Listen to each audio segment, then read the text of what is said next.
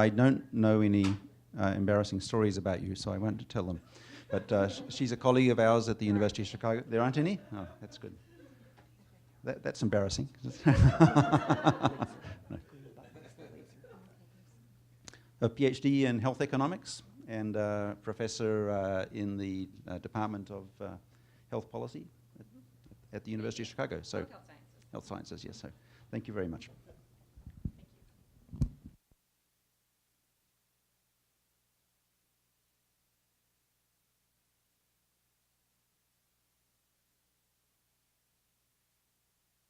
Is this on now? Yes. It's okay, I'll just hold it. Good morning, everyone. So I was asked to talk about some of my research and experience using the Medicaid MAX data. And I've decided to broaden it a little bit and talk about administrative data sets put out by Medicare and Medicaid more generally. In many ways, what I'm going to be talking about is really quite a traditional approach to research. Approaches that people have been using for decades, using Medicare claims, Medicaid claims. One might say that it's sort of a very traditional approach that's not as sort of new, sexy, and exciting as some of the other kinds of data sources and approaches to data analysis that we'll be talking about the rest of the day. And at the same time, I always have a bit of a fear that when we hear about all of the exciting new initiatives in big data, or that we classify as big data, that we're perhaps not capitalizing enough on sort of the long decades of research and approaches to data analysis that we've used in statistics and econometrics over the years. And that may be completely unfounded, but with that I'd say, I'm really grateful, and as I sort of combine these in this session today. And as I was preparing my slides, I started thinking I became more and more convinced that this was a really great idea, that we would talk about all of these approaches to big data within the context of using this new resource that Chaz is providing in the Medicaid MAX data. So as I said, there's a long tradition of using administrative data in health policy research by health services researchers and health economists. In particular, and that comes from one main driver, and that is, we're usually interested in causal inference so that we can inform policy, but in health policy questions, there's often not much of a chance for experimentation, and so we've often relied on these claims data, even though they're observational. They have many advantages in trying to answer some of the health policy questions that policymakers really need evidence on, because they're going to make decisions regardless of whether they have the evidence or not. So what I want to do in the rest of my time today is first start by describing some commonly used Medicare and Medicaid data sets. I apologize to those of you in the room who already know these very well, but I'm not sure that's true of everybody. And then I want to give a few examples from my own research about health policy questions we've been able to address and are addressing on an ongoing basis using these data sets. And then return to some of the contributions and remaining challenges of using these data. So starting with Medicare data, it's probably the one everybody's heard the most about because we really have been using them, a lot of people have been using them for decades. So in Medicare data, through the Centers for Medicaid and Medicare Services, you can get patient-level claims on basically everything that Medicare beneficiaries use, and almost everybody over the age of 65 in this country is on Medicare, and so we have data on a lot of elderly people, and then some subsets of people under 65. So we have data on their hospitalizations, on post-acute care, on drugs, on outpatient visits, etc. Some other ones that people may not be as familiar with are the Provider of Service file, which gives us lots of information about the providers themselves. So we know a lot about hospitals or nursing homes, for example, through those files, some of their organizational characteristics, their payer mix, etc. And then we also have the Medicare Cost reports. Again, you can draw out of that a lot of organizational characteristics, but also information on sort of annual costs, revenues, profits, etc. So it's often very powerful to use these in combination. The Medicaid MAX data, Jean talked a little bit about it in the beginning, But it's a little bit newer, and in part it's newer because while Medicare is a federal program, Medicaid is really a state-run program, and so there are 50 state databases with Medicaid claims in it. And it wasn't really until the last 10 years or so that they were compiled into something that could be used more consistently across states into the Medicaid MAX data set. So CMS has a contractor in Mathematica Policy Research who basically has put a lot of work in over the years into sort of drawing out consistent data elements and making the states comparable.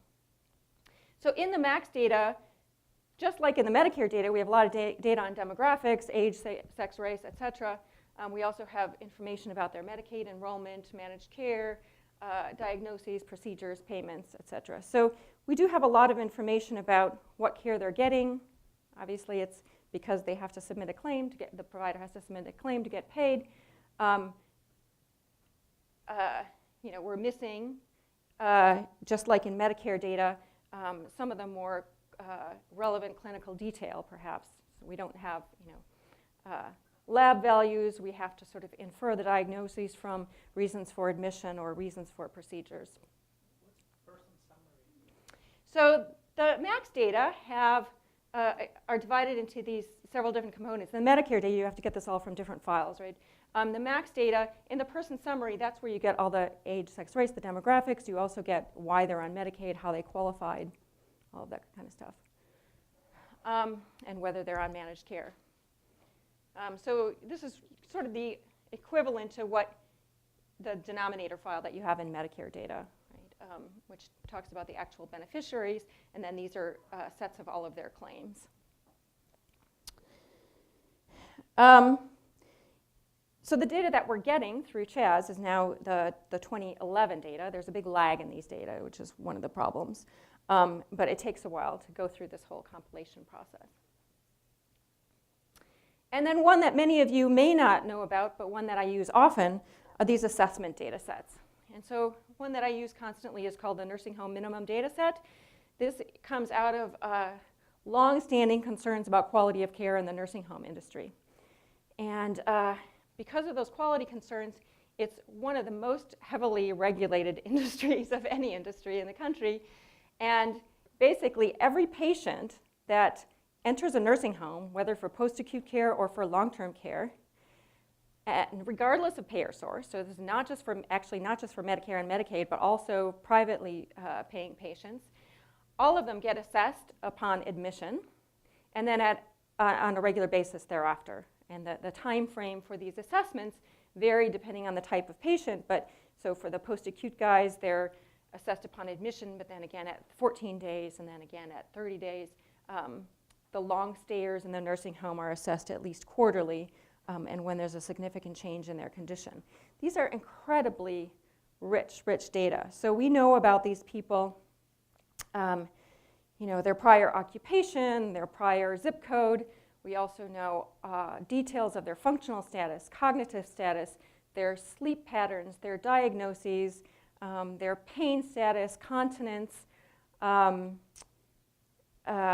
certain drugs that they take, whether or not they've had a fall, whether or not they've had a hospitalization. We know an incredible amount, actually, about these people. It's still missing certain clinical detail, like we don't have lab values in the MDS. We don't have, vital signs, those kinds of things. But it's for a national data set on which you can get millions of observations on individuals over time and organizations over time. It's an incredibly rich data source. And there's an equivalent in the OASIS in home health care. There's also one for inpatient rehab facilities.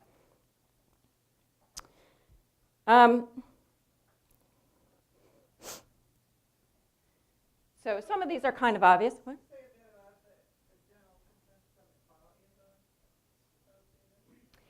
Yeah, well, that's a good lead into this slide too, because the quality of the data, just like in the EHR data, depends on why they're collected, right? So there are certain fields in the claims data that are just not very good because they're not essential for payment, right?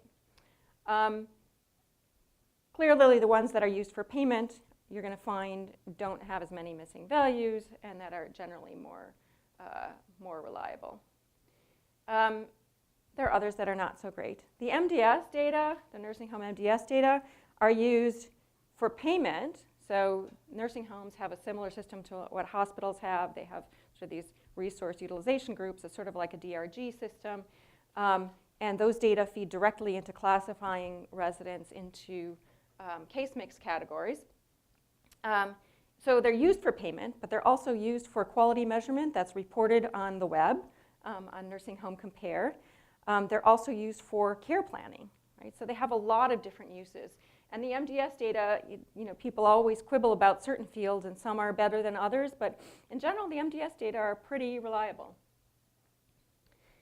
But there is always this caveat that these data are not collected for research.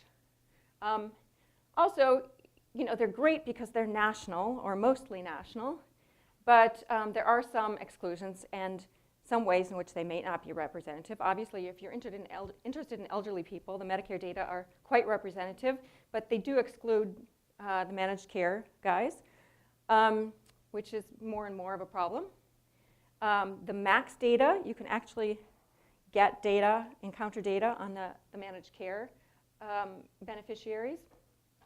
They're also, as I said, they lack some clinical detail. They're also pretty expensive, and you have to get them only through a data use agreement with the Centers for Medicare and Medicaid Services. So that's sort of an additional barrier. And obviously, they're still observational data, so we have to obsess about selection bias. But I think, on the other hand, there are a lot of advantages to using these data. We have the universe usually. We have a huge sample, so we might lack some clinical detail, but we have often national data, which for many health policy questions is really important to have. We have a lot of observations. If you're interested in Medicare and Medicaid policy, using these data sets gives you answers that are directly relevant to policies. But often, Medicare data are used just to answer questions more generally about the elderly. They're also very powerful in linkages. You can not only link them to each other, but you can link and follow patients and organizations longitudinally, right? So in a lot of my research, I have a 10-year panel of Medicare claims set up, merged with MDS data. So you can look at all those people moving in and out of nursing homes and hospitals and follow them over time. And then finally, I'll talk about this more, but there's a long history. Despite these problems with the data, there's been decades of work on sort of using and refining algorithms to come up with measures and outcomes out of these data. So one thing you might ask is, are these data actually big in the way that people are thinking about big data? And probably everybody in this room thinks about big data in a different way. For Medicare, we have 57 million beneficiaries. So most of them have multiple claims for outpatient care every year. About 15 million have hospital stays every year. Medicaid MAX, we have 3.2 billion records. These are individual procedures, et cetera, on 75 million beneficiaries. So it's pretty big. In the MDS data, we have about 4 million individuals every year with multiple assessments within those year. And those, they're actually quite wide too. It's all relative, but quite wide in that we have these hundreds and hundreds of variables on each of these individuals. I would classify most of these as, we're dealing in gigabytes and not terabytes, although Kyle corrected me this morning and said, actually, the MAX data that we're getting is actually a couple of terabytes. Right? 1 year of national MAX data is 1 to 2 terabytes of data. But usually when we end up analyzing the data and extracting what we need from it, we're talking about gigabytes of data, not terabytes. So is that big? I don't know. It's relative. But I think the main point I want to make about sort of bigness in this context is that it's not just about how much room it takes up, but what you actually do with the data. And because we're usually using these data to answer questions about health policy, the causal inference aspect of it is really important. And to try to gain causal inference out of these observational data, we often use quasi-experimental designs, and many of these end up being really computationally intense. Mm-hmm. Just a clarification. Mm-hmm. When you say that data are observational, you mean they're qualitative?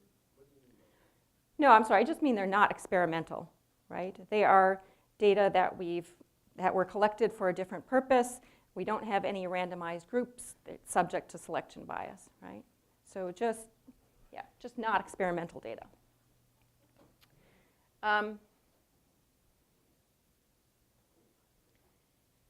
So basically, even if we're only dealing with gigabytes of data, sometimes it's really, really hard to run the models that we want to run, right? They'll take weeks and then crash. And I'll talk about a few of these that we use. But basically, we still have a long way to go.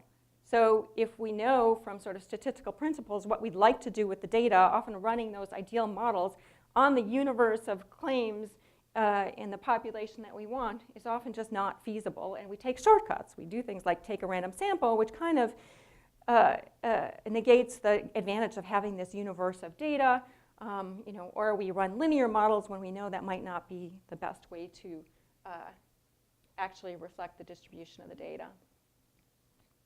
So what are the common things that we do? I'm sure many of you have heard of at least some of these, but in the pursuit of causal inference, we sort of draw on tools from econometrics and from statistics.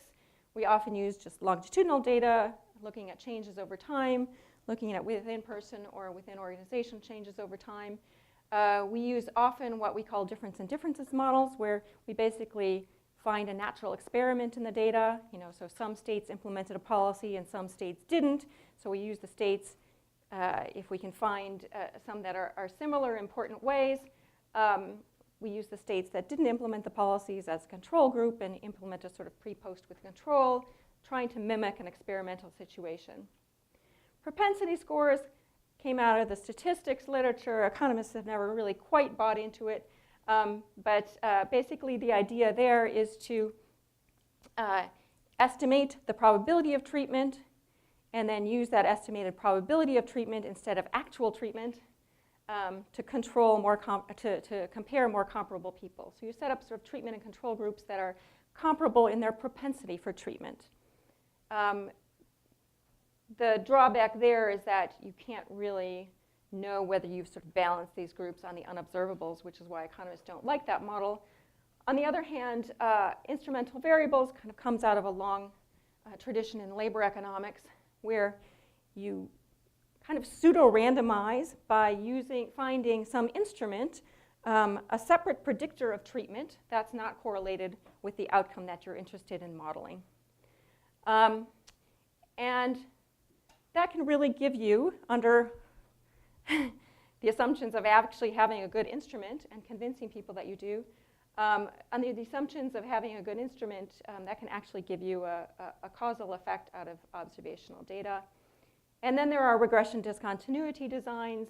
They've become incredibly popular lately.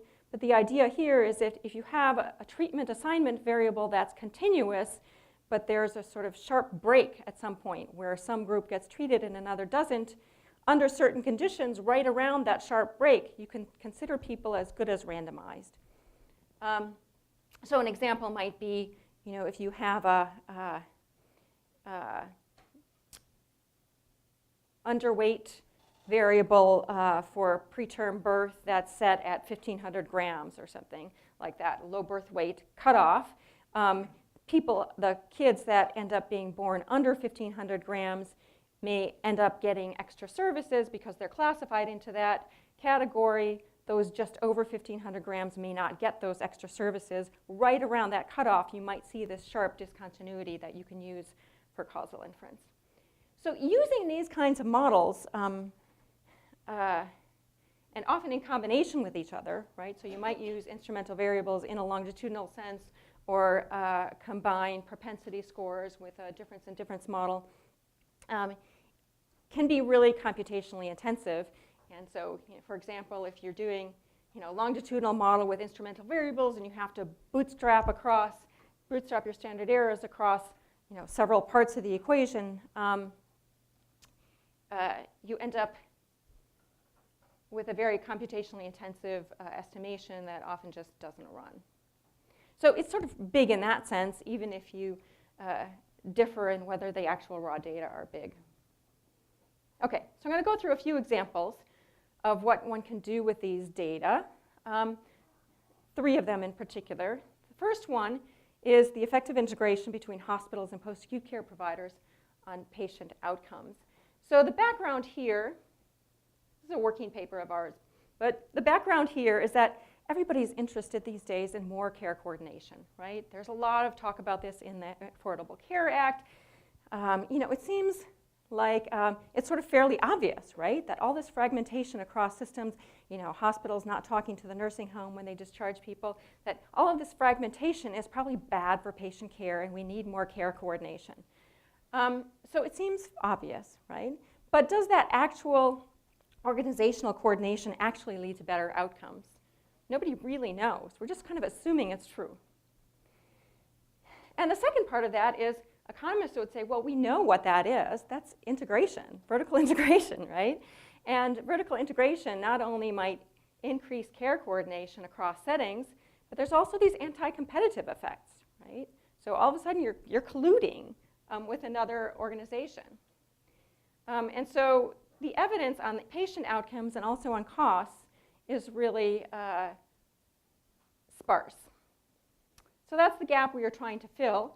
And I won't go through all of the details of our theory, but basically we're looking at what happens under vertical integration between hospitals and post-acute care providers, both SNFs or skilled nursing facilities, and home health agencies. And our hypotheses had to do with the underlying payment system. So SNFs are paid on a per diem basis. There's not a great incentive to sort of reduce length of stay and reduce costs, whereas home health agencies, just like hospitals, are paid on a per episode basis, so everybody wants to sort of reduce costs. So what did we do? Going back to our research designs, we basically used longitudinal data. We are dealing with 2 kinds of selection. One is that providers who integrate might be different from providers who don't integrate.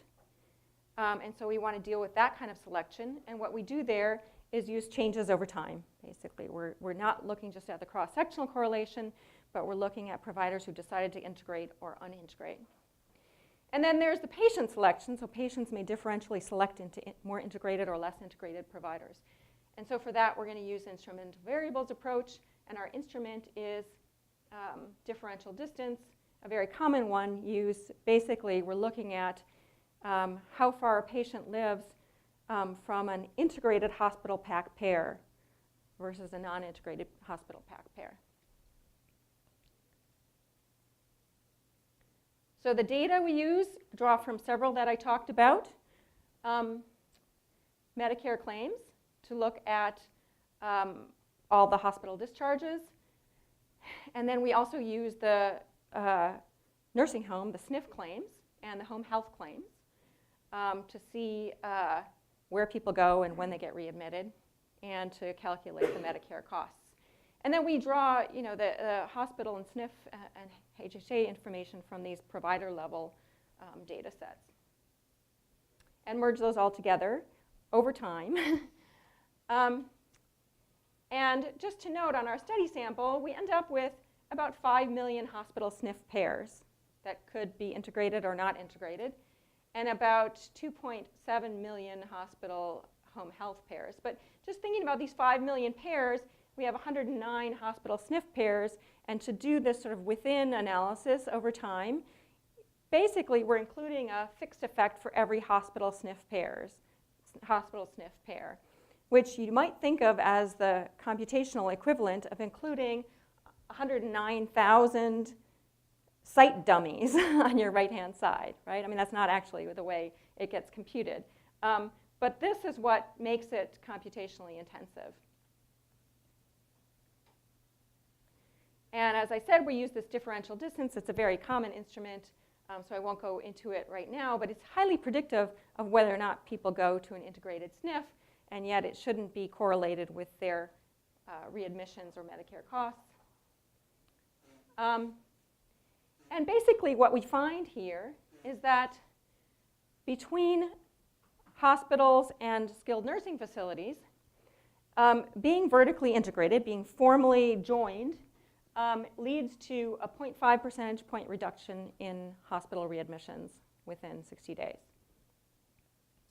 And the average rate is about 30%, right? So it's a meaningful change. And then just as we predicted, though, it doesn't actually lead to any cost savings, right? It leads to actually about $2,400 more per discharge that Medicare ends up paying.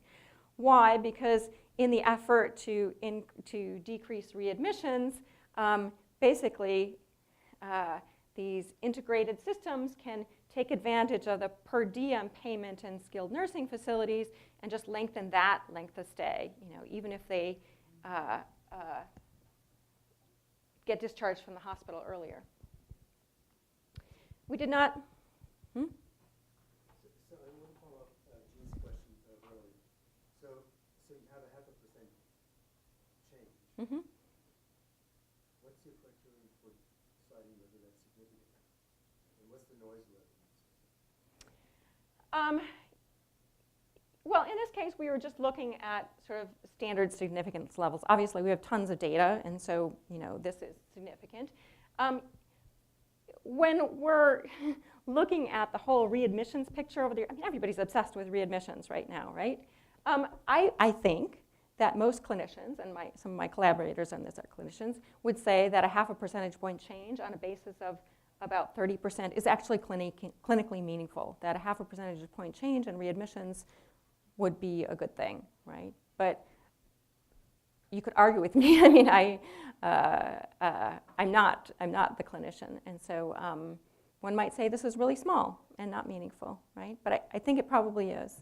So I actually didn't put this in the talk, but we had done a model that is, its R-squared is so small you would argue never to use it, like 0.68 or something like this.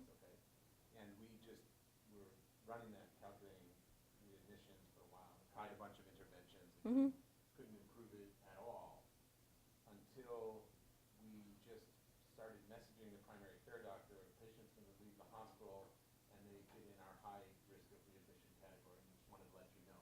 There's no idea what would happen, and that caused something like 5 to 7% reduction in readmissions for a subset of patients that are particularly high. So this is all patients, I assume, not just heart failure patients. No, we use the top 50 DRGs. Right, so if you go broader, your ability to do this is much smaller, okay? Because there's all kinds of fixed things that you're not able to change. But the intervention possibility to get at your question, we know from that example, you can get something like 5% with a really powerful effect that says, okay, you're responsible for this patient, they left the hospital, they're at high risk of readmission. I think one thing about this, I would say, in this particular model, I think it is kind of high because you're talking about patients that go to skilled nursing facilities. And so they really shouldn't be coming back.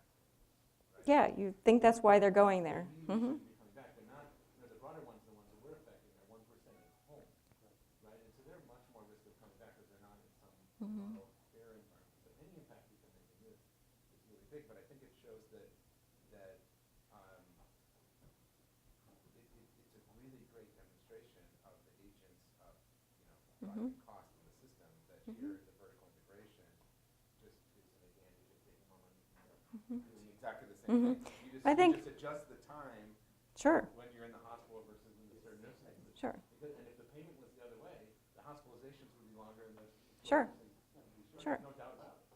Yes, people respond to payment incentives. But I think this discussion brings out a broader point too, which is, every time you use these sort of claims data like this, it's kind of a black box analysis, right? And so actually, I won't go into it for the sake of time, but a lot of these projects I do end up being mixed methods projects where we have a sort of local component or a qualitative component where we actually try to figure out what people are doing.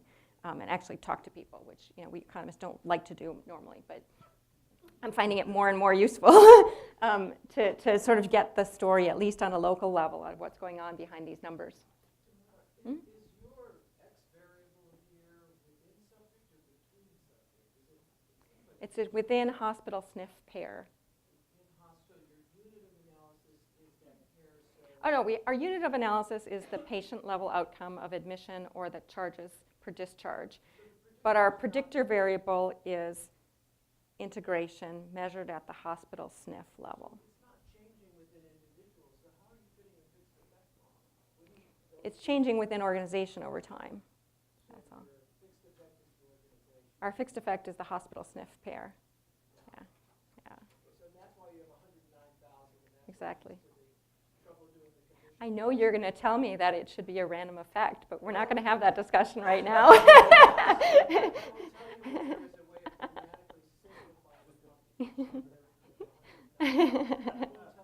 See, that's but that's why I'm here. Right? Okay, so basically, payment incentives matter, and we can't sort of our results kind of show us that we can't sort of go into care coordination as an unambiguous good. We have to really think about the underlying structure of the payments and how that's going to affect both costs and quality. Okay, a couple of shorter ones. The effects of provider report cards on provider and consumer behavior. This isn't just one study. I've done many of these over the years. But the idea here is that if we want to improve quality, healthcare is not like other goods. People don't shop around and can't judge the quality of care they're getting. So basically, we're going to give them that information, right, and make healthcare like other goods. So the research questions we've looked into using some of these data are whether this public reporting of quality, so specifically nursing home compare, if you put out information about nursing home quality, do providers actually improve quality? Do consumers start to choose higher quality facilities? Do providers avoid sick patients to make their scores look good? And does the system lead to an exacerbation of disparities? And so for these questions, we used the claims in combination with the minimum data set. And the minimum data set, as I said, is this very rich data that's used already to calculate the quality measures that are published on Nursing Home Compare. But by actually having that underlying data, we could sort of recalculate them even for time periods or facilities for which the quality measures aren't publicly reported, which gives us some control groups. And so for different questions, you used different combinations of these quasi-experimental designs I talked about. We did have some facilities that sort of implemented earlier, so one could use the timing variation to identify effects. Lots of different models I won't go into for the sake of time. And basically what we found through these different studies is that the answer to almost all of these, or basically all of these, was yes, right? So yes, providers did try to improve quality. It didn't always work for all measures, but they did try to improve quality, and that showed in the scores.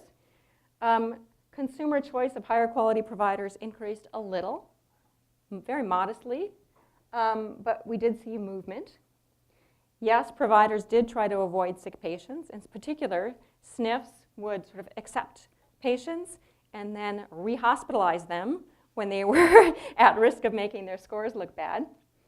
And yes, there was some evidence of exacerbation of disparities, in part because richer, wealthier consumers were already more likely to use this information and choose higher quality providers, but also because sort of low quality providers where Medicaid recipients often go were the least likely to improve their quality, so through both mechanisms.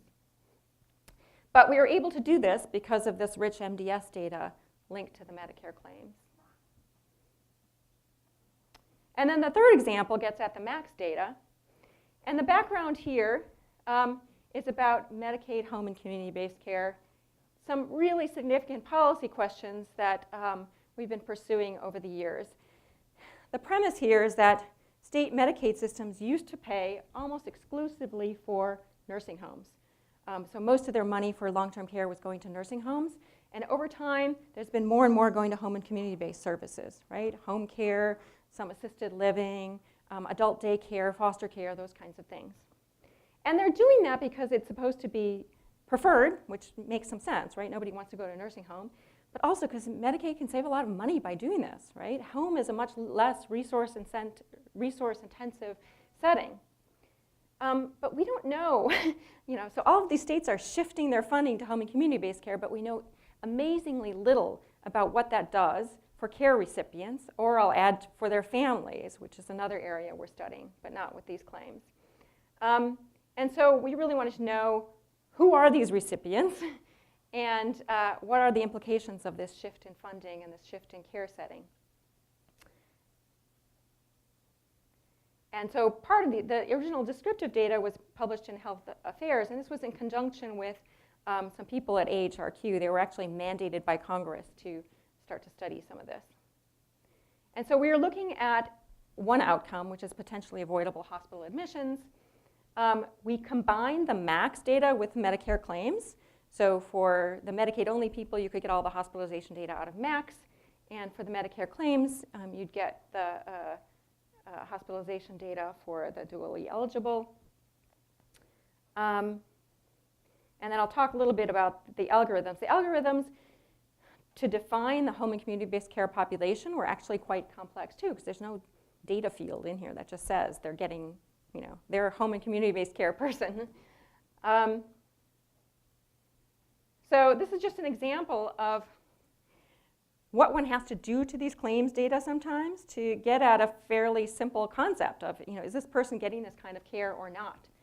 So we really piggybacked on some work by Mathematica in creating this algorithm. But basically, we had to look at whether, and this is all in the MAX data, whether somebody was enrolled in a 1915C waiver program, which is these Medicaid waivers, which allow states to spend money on people in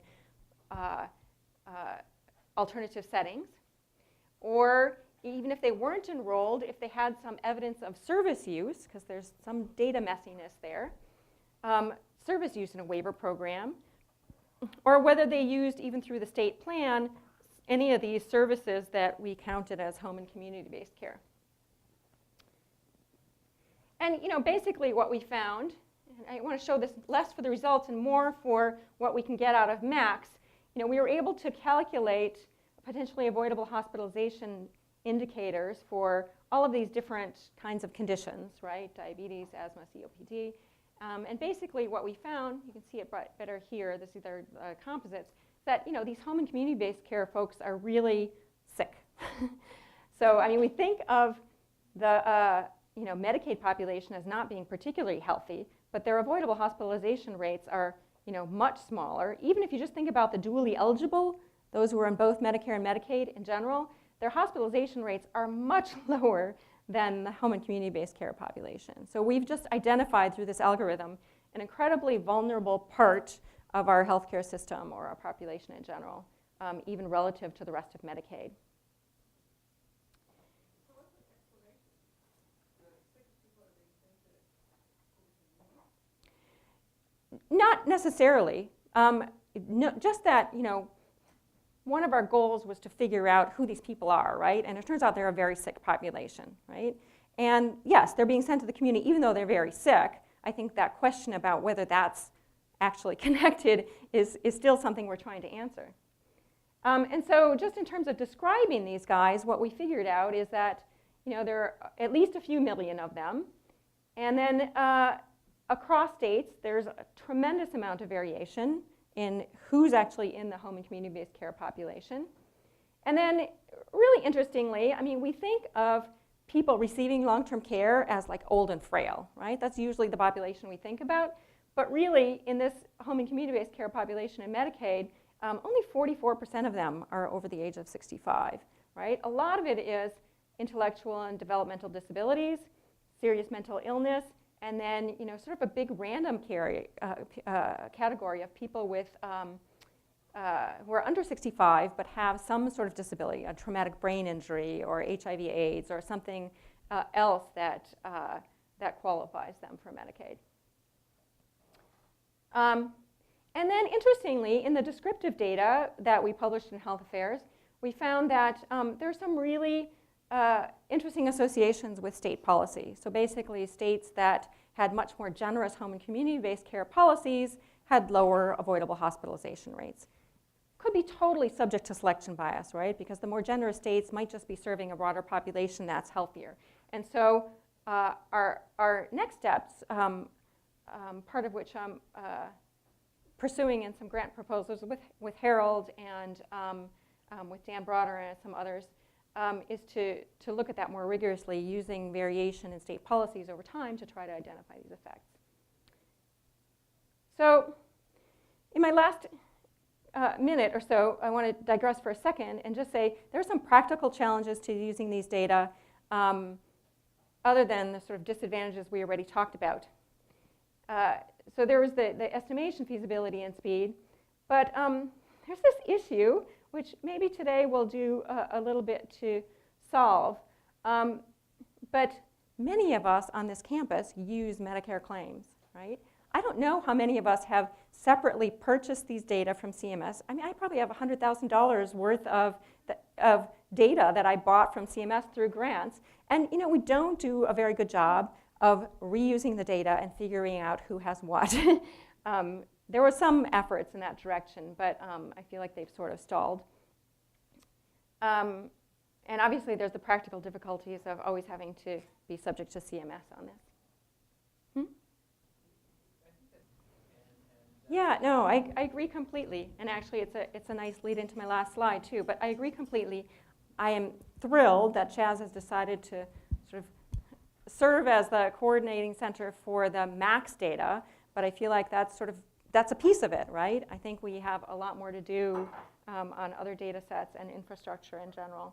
Are the license agreements pretty flexible when it comes to being able to share these data among your institutions between partners at the same institution? They are. I mean, obviously not going to tell you, oh, somebody else already bought that.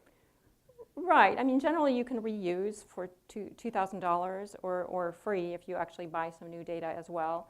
CMS is quirky, so sometimes they decide to not be very nice about it.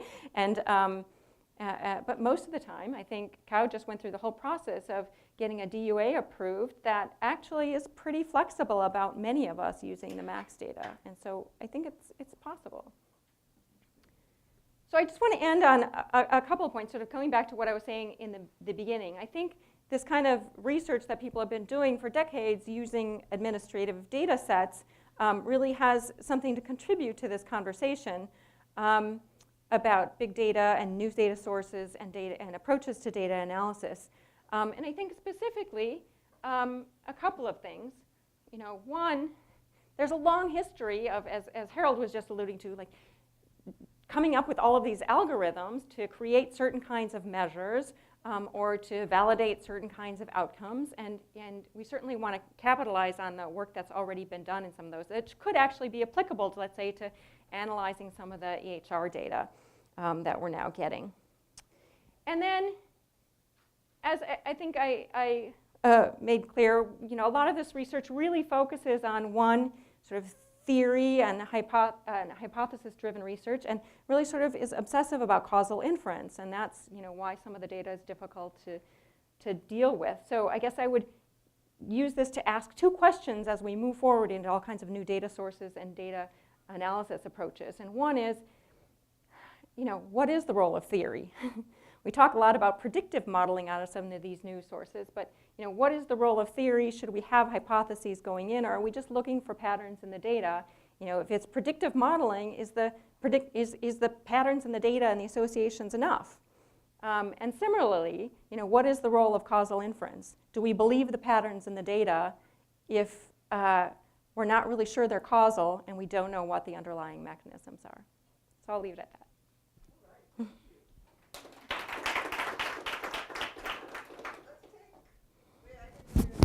Information content of data conditional on randomization versus observational data and selection bias.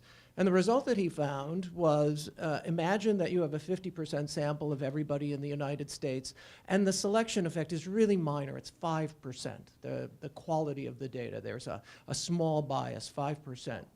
that is equivalent to the information content of a single randomized controlled trial with 400 individuals. So it's not the absolute number of observations that is big, it is the sampling proportion, and it is the amount of bias that degrades the quality of the inferences from those data that make them big or small. The most reproducible result in nature is bias. We will find it over and over again. You can look at any large-scale medical claims data, and you will always find that antidepressants increase the risk of suicide because they're taken by depressed people, and depressed people kill themselves, and you will find it all the time. You'll also find that smoking cigars and pipes is much more dangerous in terms of mortality than smoking cigarettes because there's no common support. You're comparing 30-year-old cigarette smokers to 80-year-old pipe and cigar smokers, and there is no predictive analytic. Never go into a field that has the word analytic in it. There's no predictive analytic method that will figure out that very simple kind of bias. Just like you will always find that people with insurance are sicker or have worse outcomes, right? Not because insurance makes them sick, And the real but point, because sick people buy insurance. I think, of your presentation is what a beautiful job you have done looking at these data by looking at fixed effect models that remove the between subject effects, focusing on longitudinal data, and then adding to that instrumental variables.